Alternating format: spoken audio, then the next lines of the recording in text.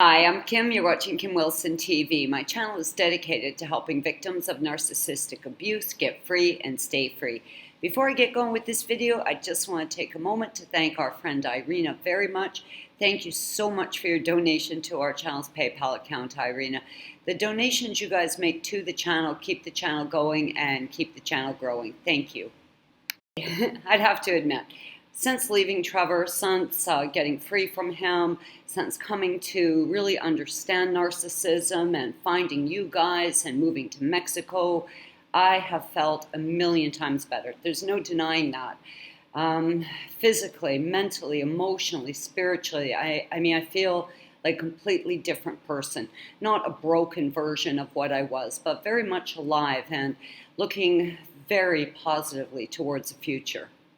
I have pushed myself, I have pulled myself, I have kicked myself in the ass. I have done everything I could come up with to push my life forward, to continue taking steps away from the misery, like one foot in front of the other, just get that shit behind me. And I've done that. I have been so grateful to each and every one of you. I have to attribute every bit of my recovery to this point to each and every one of you. You have all played such an incredibly significant role in my recovery. Thank you for sharing your stories. Thank you for reaching out to me. Thank you for sharing the videos, leaving comments, and making all of this possible. And really, I got to be upfront about that. The reason I was able to push and pull and prod myself was because of you guys. No matter what I've done, you guys have always been, the center focus on all of that. So thank you. I love you guys so much. You really mean the world to me. Now, when I moved to Mexico, I did have some dreams and some hopes because, of course, I was living in Rockland, Saskatchewan, extremely remote farming community, nothing much around, and the closest big city was a good 3-4 hour drive. So, it was pretty remote, and I really couldn't get my momentum up the way I wanted to because I want to restore myself in the art community. I did believe that there was still some creativity in me. There was still something that I was going to do or make that would make me feel happy, make me feel sort of fulfilled as an artist. And I knew that Vallarta offered better opportunities for that.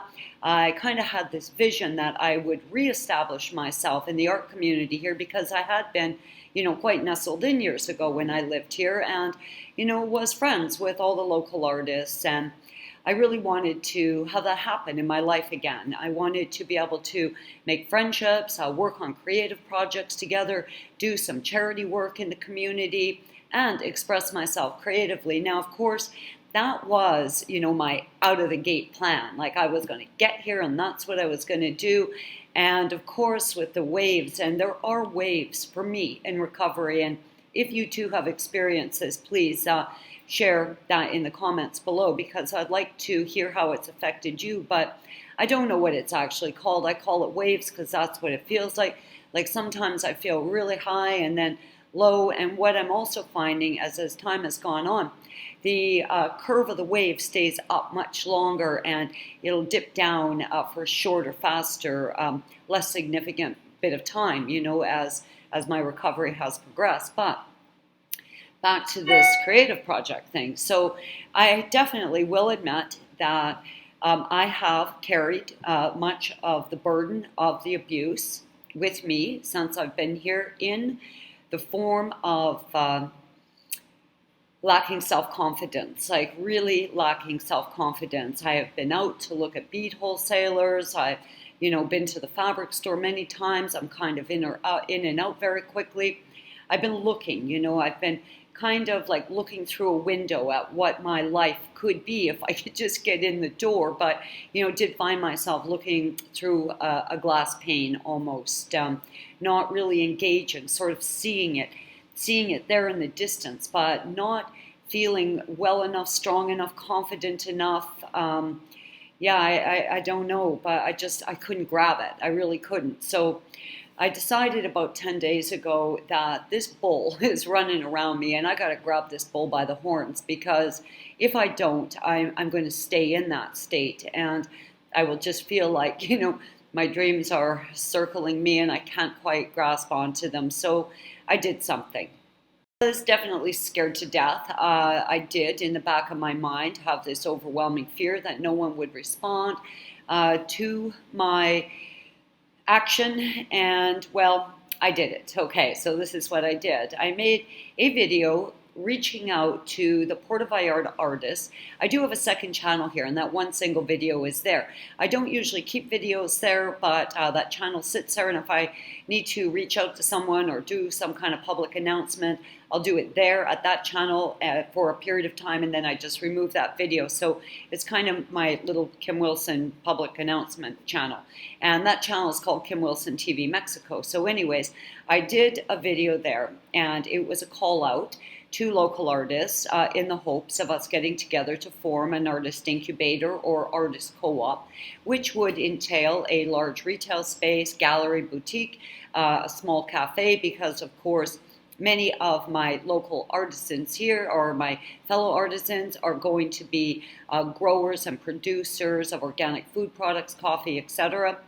There's a lot of wild crafters, and of course the hibiscus tea is grown in this area, and we'll talk about that in another video. But so I wanted a little cafe so the coffee guys could reach their full potential. And so I talked to my friend Kim, who is an American girl that lives here. She's a jewelry artist, and I do the video, we put it out there, and oh my God, the response is overwhelming. Like, it was overwhelming. I mean, people are coming to my house, we're having meetings, we're doing Zoom interviews, we've got all this stuff going on, we're out looking at retail spaces, we're talking about equipment, we're setting timelines for opening this project. So in addition to, you know, the retail space, cafe, it will be an online cyber shop. I will also, as part of my creative project, develop an entire series of YouTube videos around the project, how we got it started, because I know many of you can incorporate this in your own communities and get yourself back to work and, you know, find a fun way to earn a living and meet other people, get re-socialized and express yourself creatively. So there will be a whole series of videos around it. And yeah, it went overwhelmingly great. So of course, so for the last, I don't know, week, I'm sitting here scratching my head going, holy cow, like, why was I so afraid of that? Why didn't I take that step? What in the hell was holding me back? And it was that voice, you know, that you're not good enough, you can't do it, nobody likes you, you know, you're a piece of shit, you're mental, you're crazy, you're loony, you need medication, you know, I mean, you hear all that, you know, horrible, horrible abuse for long periods of time. And though consciously you know it's nuts, it's the product of a very sick and disordered person, it does affect you. And I definitely found it was affecting me. So I did. I grabbed the bull by the horns. I thought, shit, I got nothing to lose. People are either going to laugh at me, think I'm an idiot or whatever, but I've got nothing to lose. And that's why I did it. And it's worked out famously. So that was lesson number one for me. I just guess I got to a point where I felt like I had nothing to lose. So I had to do something. So I did something, and it's worked famously. I mean, I think we've got about 30 artists on board so far, painters, clothing designers, growers and producers of organic food products, jams, coffees, etc. We've got jewelry makers, all kinds of things. Okay, so let's get back to me now. I'm a jewelry maker. Since the horrendous event with Trevor, and I don't know if you guys ever saw my video explaining what he had done to my jewelry career and my belief in myself as a jewelry artist. Well, yeah, I've never picked up a pair of pliers again, but look at that. I'm actually working again, like, and I can even work them still. I feel really great now. Okay, so I get the pliers, and I'm feeling like, yeah, these feel pretty comfortable in my hand. I think I can work these. So they give me a little boost of confidence too. Now, of course, as part of this project, I will be a featured artist in that store, and the way I will make money, earn a living, is through the sale of my product. Well, of course, I have this much product. None, zero, nothing. I got nothing. And I don't have a lot of money. So I need jewelry making supplies. I need beads. I need things. So I realized at this point, you know, okay, I don't have my jewelry supplies like I did at home, but what I can depend on now is I can depend on my sense of aesthetic, my creativity. I can fall back on my imagination, my desire to make, interesting pieces, though I don't have a lot of money for materials. And I thought, well, maybe that's a good challenge for me, because when you do have this endless assortment of jewelry making supplies, as I do in Canada, well, it's a pretty win-win situation, and you can get a bit lazy creatively because, well, you've got all this stuff at your disposal. Well, here with next to nothing at my disposal, I knew that if I was going to be able to create earrings, necklaces, bracelets, I will be doing a line of housewares as well. I also do a line of beachwear, but back to the jewelry. I would have to really reach inside myself and try to pull out, the best ideas I could come up with on a tiny budget. So without the budget, I had to really give some thought to this. So I love glass. I've always loved glass jewelry. I love the way glass feels on me. It goes on kind of cold and it warms up to your body temperature. And of course, my sense of aesthetic is very tribal. So I went with, let's see, like these types of beads, like the tiny glass seed beads. I also went with different sizes and shapes of other colored glass beads. And I decided I would do a collection that was very Mexican inspired, frivolous, fun, kind of cheerful jewelry is what I decided to do. Now, I was probably about 2 hours actually staring into the beads initially because I really was dumbfounded. I really hadn't had a pair of pliers in my hands for a long time, and I haven't made anything in many, many years, and was feeling not quite up to my speed as far as confidence goes. And though I realize right now I don't have the means to make exactly what I want, I can make things that I can be proud of, that I think are fun, and I think people will like. So far, I have got about 60 pieces done over the last few days, so I'm feeling good about that, and my momentum is definitely coming up. The first couple of days was slow and painful, and I was assembling things and taking them apart and putting things together and taking them apart. And now I'm not doing that anymore. Now I can kind of clearly see what I'm going to do, how I'm going to utilize what I have, and I'm able to move more fluidly through that. And I'm telling you, if there is something that is holding you back right now, you can make this happen, because I've done this really with nothing more than a heartfelt desire and a couple of bucks, literally. I mean, that's why I went with the glass. I don't have money for, faceted gemstones right now. So I'm going to work with what I have. So this is what I've come up with. I have about 60 pieces. I'll show you a couple now. I don't have any pendants, of course. Those would all be in Canada in storage. But I was able to make some pendants. And these are just howlite, which is like a synthetic gemstone, really. I do have real turquoise through it, but that's what I've come up with. And I've got turquoise and the glass beads, and I've got a little toggle on the back. And I think they're cute, and I think they're fun, and I think they're very good for this type of climate. I also was able to utilize some chain that I was able to get for a very good price and more of the glass beads. So I've been able to get some pieces like this done. And yes, I have added crystals throughout. I did get some crystals, and I thought these were kind of fun. So that's what I'm working on. So, okay, I feel a bit winded even talking about it. It was such a hurdle for me. It was that thing that was right in front of me, that thing I didn't seem to be able to get over.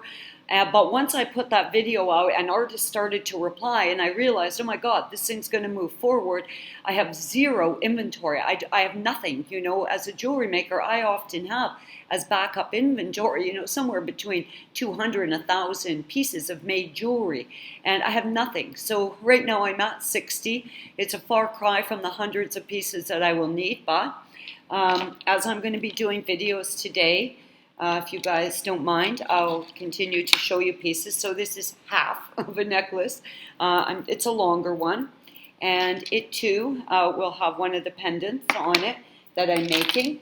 And I was able to get some crystals. I love crystals. I'm a bit of a lover of sparkly bets. So I was able to get a few of those. And though I have been out looking, yes, there's a lot of things I wish I could get, but I'm not going to wallow in that. And I'm not going to allow that to be an obstacle for me today, right? Like I just had to snap out of that and say, if you can't do exactly what you want, you have to do what you can. Just do what you can, Kim. And doing what I could with limited resources, I went with glass instead of gemstones. It's coming together. Slowly but surely, it is coming together. And I have to thank you guys because neither of those necklaces would be here. None of the jewelry would be wrapped and ready to go into a retail store, though we've not yet found a location. And we will be working very actively with a local charity. And I'll tell you guys about that in future videos because we may do a small crowdfunding campaign to help with this charity. It is a very important one here in Vallarta. But I just had to say to myself, Kim, you got nothing to lose. You're either going to continue to let months pass, you're going to continue to look through the glass and see what your life could be and never really, walk around and go through the door. I just, I feel a bit overwhelmed. I do. I feel kind of nervous and excited, but I feel like that fear was shattered. Yeah, they're not, going to be on the cover of the Vogue magazine. I get that about the necklaces, but I'm happy with them. And I feel like I'm working again. And I know I had to start somewhere, and we each have to start somewhere and take that first step. And yeah, that glass you're looking through, if you feel like your life is on the other side of it, pick up a big rock and throw it through that glass because we can make it happen. Like we really can. If you just do it, I know each of you's got a dream. Each of you wants to see something for your future, and I did just like you, and we can do it. We really can. Yeah, I still feel a bit overwhelmed, but I'm feeling pretty good overall. So I guess I could have continued to look at the damage to my jewelry career. I could continue to be, very unhappy about what happened to that and the horrible things Trevor did to me regarding my jewelry career. And I could continue to look at the damage. And that damage was really manifesting in the form of this giant obstacle I just didn't seem to be able to get over. I would think about making jewelry and the stuff would start, oh God, that noise, that absolute soul-cracking, confidence-shattering noise that just really leaves us feeling at odds with our own capabilities. Or I could stop looking at that and I could look at you guys and think about the wonderful relationships I have here at the channel, how you guys have helped to inspire me and encourage me. And yes, Irina, that contribution to the channel's PayPal account will go on beads. So thank you so much. I'm so grateful for that. Guys, you can do it. The fear, the manifestation of a challenge that you cannot get over, I mean, there's no nemesis there. There is absolutely no nemesis there. It is an illusion of self-doubt caused by a narcissist. And if you really want to take your life back, if you really want to heal, you got to say, you know what? I'm bigger than this. I'm more capable than this. And that narc was a lying piece of shit. I am not a loser. I am not, a horrible anything, whatever it is. In my case, jewelry maker. And, with each step now that I'm taking, I feel a little bit more confident. I feel like, I can get past this too. And I think that's what this whole process of healing is about, is really recognizing what lingers, once we get free, what aspect of that abuse is still holding us back. Because as long as we allow that abuse to hold us back while the narc's still controlling our life, and I'm going to be damned if any narc is going to control my life. I am 100% locked on and determined to be the best me I can be and to meet my full stride, to meet my full potential and do the things I love to do. And every minute I allowed that not to happen for me, I was allowing that narc to control my life. So ask yourself today, if there is one step that you can take that's going to get you that much closer to the things you want to see happen in your life, well, make sure you take it. I'm Kim. You're watching Kim Wilson TV. Love you guys lots. I hope you're having a great narc-free day.